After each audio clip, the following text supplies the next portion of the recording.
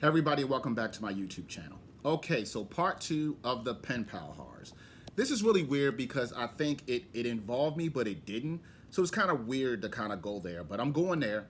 So for privacy purposes, let's call the person involved in this story Becky. Now, Becky reached out to me on a Penpal website. She lived in England at the time, and she was saying, I live here. Me and my boyfriend live here. There's a lot of information we can give you as far as where to go when you travel here. So I'm thinking to myself, like, that's cool because that's what I'm looking for. I'm looking for information, places to go, places to visit, because I didn't know anybody in England, and it was my first time traveling overseas. I was traveling by myself. Mom thought I was pretty crazy for doing it, but this is what I really wanted to do. So this was like months, almost like a year out. It started off cool. We were going to exchange postcards and things like that, but then it ended up being like a repeat. It was like, okay, I have a story to tell. So me being the person that I am, I was like, okay, I'll listen to your story. And her story went like this. Becky had been pen paling long before I had met Becky or talked to Becky through pen paling.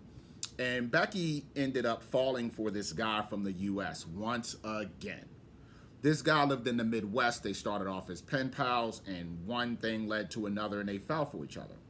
The problem with this falling for each other was they weren't looking where they were going when they fell, because she was in a relationship for 11 years, was still in a relationship. She lived with the guy. He had a wife he was living with, and he was married for so many years. That didn't stop this creative, horny couple, I guess you would call them. She ended up lying to her boyfriend, saying she was going to a work conference, and he flew out there. She rented a cottage, and they stayed together for like a week or two. So the crazy part about this was she got heartbroken because the guy had, patched things up with his wife. And I was like, wow, well, karma's a what. So when she ended up reaching out to me, it went from, I'm going to provide you this information, to, Dante, when you get to England, why don't you let me take you out to dinner? I'm like, now hold up. That just took a wrong turn for me. Like, fasten your seatbelt, people, because this is when it gets really interesting.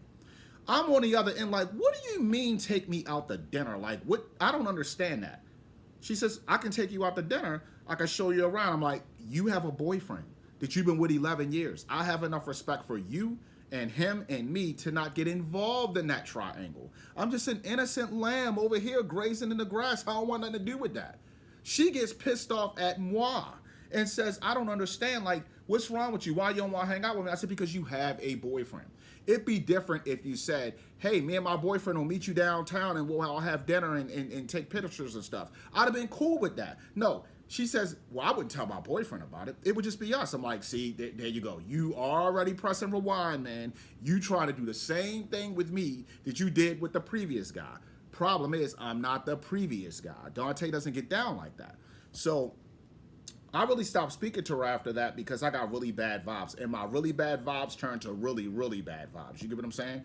So what ended up happening was I went to England by myself, which was the plan anyway. And I really had a blast. It was my first trip overseas in 2019.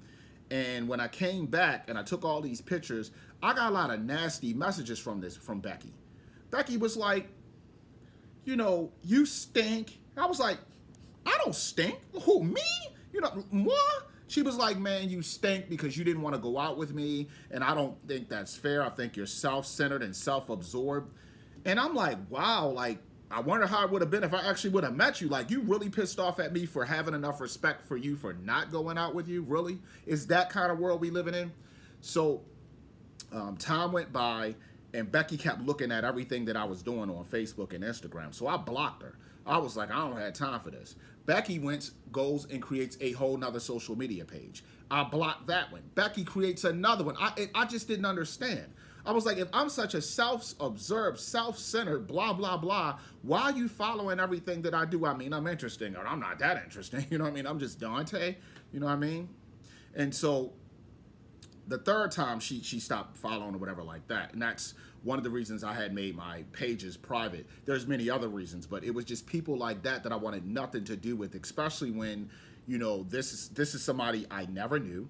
This was somebody I never met. This was somebody I didn't talk to in a romantic sense. It wasn't nothing like that. It was pen paling, like, hey, tell me about your country. I would love to go. Like if you pen pal with the person from Switzerland, you're expecting to get information. So when you go there, you kind of navigating, okay, this person said go see this, or this person said go see that. No, that person wanted me to go see her.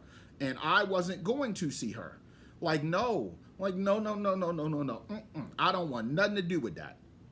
So the moral of the story is, pen paling was a bad experience. There's more stories to tell. We won't get to that later, but pen paling was a really bad experience for me because what I found was pen paling ended up being some sort of dating circuit. It wasn't about informational purposes. It wasn't about meeting people abroad and hanging out and having a ball as far as traveling and going to museums and stuff. It was about people using that as an escape from their reality and getting to know people in a romantic sense and using that, as a way to do that. And I was like, there's dating sites for that, man. Like, there's dating sites. So it just really pissed me off that I went through that.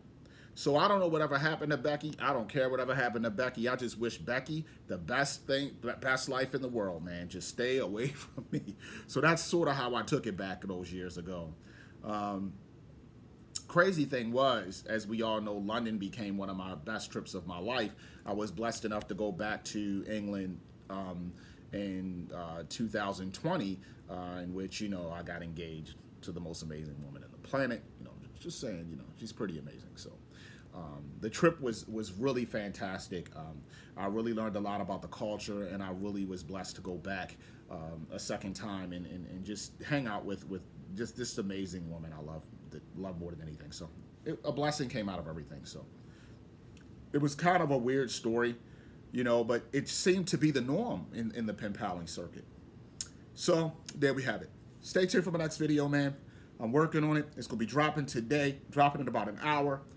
It's about men and Valentine's Day, and I'm just telling you, man, I ain't going to give it away, but I'm going off on all you men, except myself. Yeah, stay tuned.